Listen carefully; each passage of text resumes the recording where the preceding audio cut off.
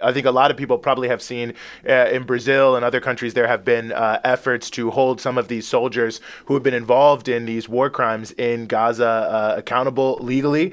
It's been a big story in different places. We are very, very honored to talk more about this, to have with us Haroon Raza, who's the co-founder and legal counsel for the Hind Rajab Foundation and the March 30th movement that have been working very hard on this. Haroon, thank you so much for being with us. Thanks for having me. Well, it's great to have you here. And, I always assume maybe everyone has heard about this, but maybe people have not heard about this. Describe what you all are doing in countries like Brazil, looking to hold people accountable for, the documented actions of what they've done vis-a-vis the ongoing genocide in Gaza. Well, we've been busy since, let's say, October 2023 with various cases in the Netherlands at the ICC level, throughout the world eventually. And the first ever, as far as I know of, the first ever instance of a judge issuing an order to investigate an Israeli citizen outside of Israel, an IDF soldier, was given 1.5 weeks ago by the Brazilian judge at our request by our external lawyer in Brazil. What subsequently happened was he then fled to Argentina, where we had a lawyer ready, who had already submitted cases against 2 other IDF soldiers who were there on holiday. And we broadened that scope, and then he fled to Israel. But that doesn't mean we're going to stop pursuing him. We've been pursuing IDF soldiers, IDF criminals, I should say, since December of 2023 specifically, including in the Netherlands and in other jurisdictions. And as your previous speaker just said, we've been doing it around the world, so including at the ICC level, at the local level as well. So in France, Belgium, the Netherlands, Brazil, Argentina, Sri Lanka, Thailand, and many, many more countries. And we are just getting warmed up. I mean, I think the gravity of what you're doing is so big, is so great. The weight of it is so great. And I think it's easy for people to get sort of to fall into despair and defeatism about everything that's happened, because there's still a genocide ongoing, right? The Israelis seem to just have expanded territory, and they're threatening, the ICC is being threatened with sanctions by the U.S. on Israel's behalf. There was the ICJ proceedings that seemed to kind of have gone nowhere at this point.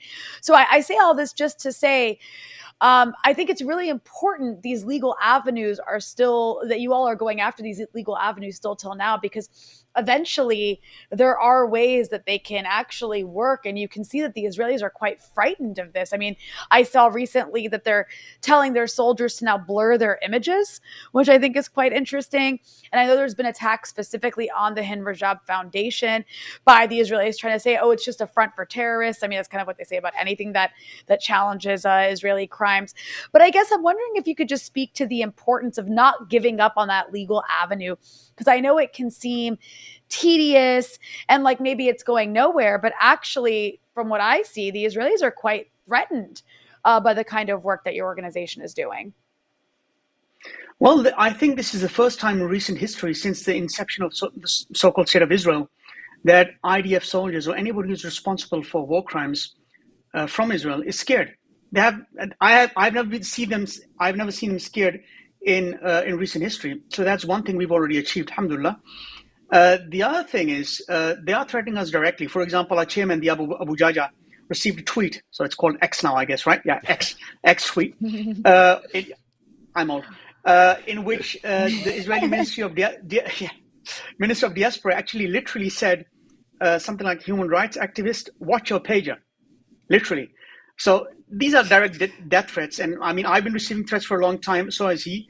But I said this yesterday on another show. I said, look, it's very simple. We are an organization of volunteers, and there are thousands of us all over the globe. If one of us falls, the next will stand, and so forth. So we're not going to stop anytime soon. And again, we're just getting warmed up. We have a 1,000-man IDF complaint at the ICC level, with 1,000 individual identified IDF soldiers by our investigative team, with 8,000 pieces of video and photographic evidence, which we've also sent to 10 different countries via the embassies in The Hague. We've also asked those countries to put these individuals on the national and international arrest warrant list and make sure that they can't fly. For example, we've asked Turkey to do that. We've asked Pakistan to do that. We've asked South Africa to do that, Spain, Ireland, etc. And what I think we are going to achieve in the short term, or on the short term, is that Israeli soldiers Israeli war criminals, I should say, will be scared, and let's have them scared for once in a lifetime, will be scared to travel. Mm-hmm. That's the first thing we will achieve. The same goes for other Israeli war criminals, because our cases are not only aimed towards Israeli war criminals, Israeli IDF war criminals, but also ministers, other people who are in charge and higher up in the command and control structure of the IDF, but also in the administration of the occupied territories in Gaza and the West Bank. And we are starting to see the success now.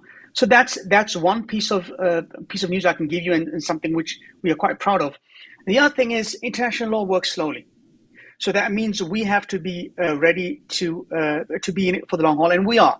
Like, when we started this through the March 30th movement in October and November of 2023, we already agreed upon, look, this is not going to happen within a few months.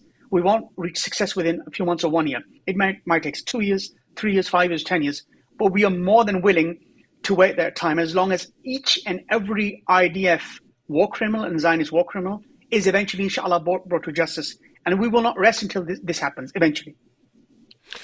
No, I think it's critically important, and you know, I mean, there's multiple different levels to it. I mean, holding them accountable, and I mean, it's so blatant what so many of these soldiers are doing. I think many of us who have been following the terrible situation all across the occupied territories, I mean, it's amazing to see them, you know, share these videos with such impunity, and I think that's why this work has been so moving to so many around the world. And I guess I just want to ask you, you know, in sort of a slightly separate piece to that, you know, the Hind Rajab Foundation, I mean, it seems like such the perfect name in many ways when you think about what you all are doing to hold these people accountable and who she was. And I just was hoping you could just say, for those who maybe don't know, who was Hind Rajab? Well, Hind Rajab was a little girl who was massacred by the IDF, as we know, while she called, let's say 911 in the States, and begged for help. And we heard I'm sorry, I get emotional about this. Sorry. We heard no, brother, this is part of life. We heard a voice, and we heard what she was saying. She was begging for help, and eventually, when they found her, she had been hit by, I think, 355 bullets.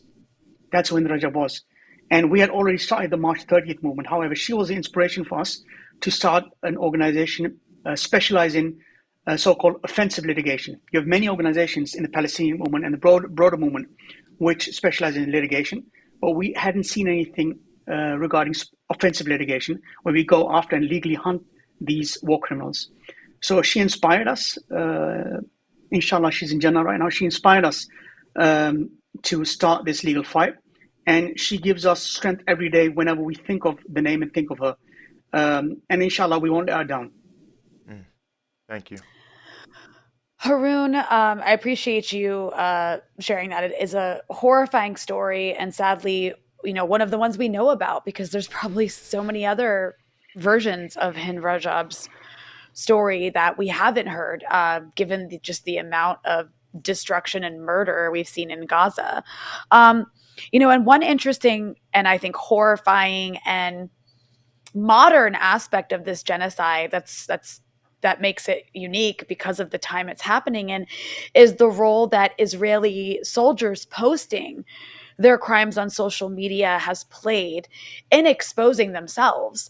So I'm just curious if you could speak to that, because that has actually helped fuel some of these cases, right? The fact that, you know, this is a society so high on genocide and hate and, you know, just a drive to exterminate Palestinians and celebrate it, that they're TikToking about it, and posting it on dating apps. And I mean, just really disgusting stuff. But how has that played a role in making legal cases against these war criminals?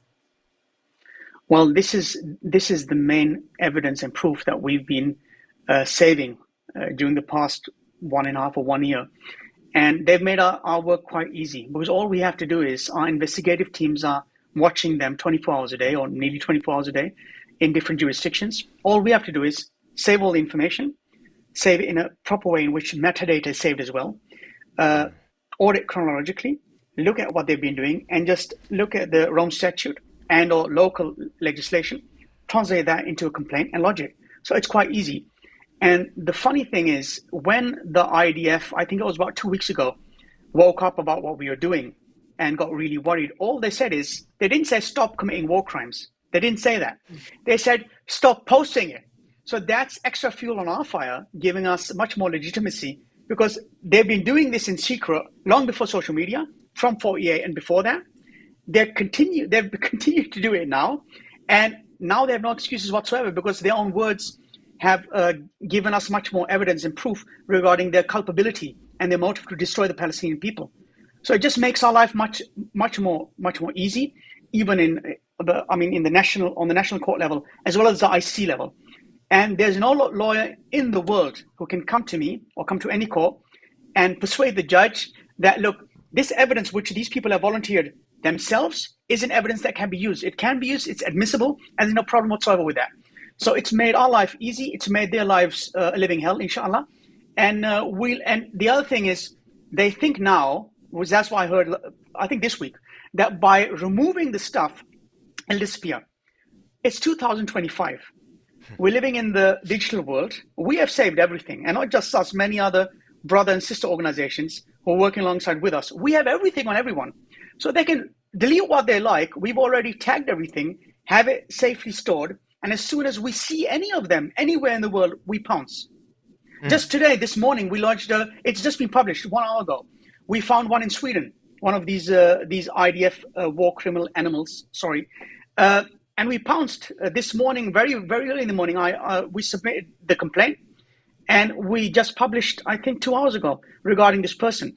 So I call upon the government of Sweden and the Public Prosecutor's Office of Sweden to move very, very quickly and to arrest this individual before he runs away to Israel.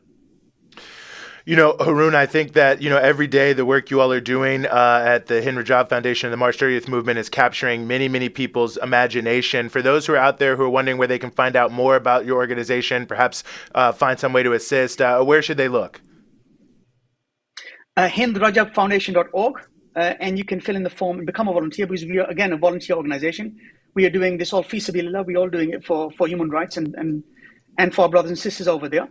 And we'll contact you as soon as possible. And again, there are a few thousand of us all over the globe right now. So join our family and let's fight for justice, inshallah. Haroon, it's been an absolute honor. Haroon Raza, co-founder and legal counsel for the Hind Rajab Foundation and the March 30th movement. Thank you so much for giving us some of your time here on the Freedom Side. Thank you for having me. Thank you.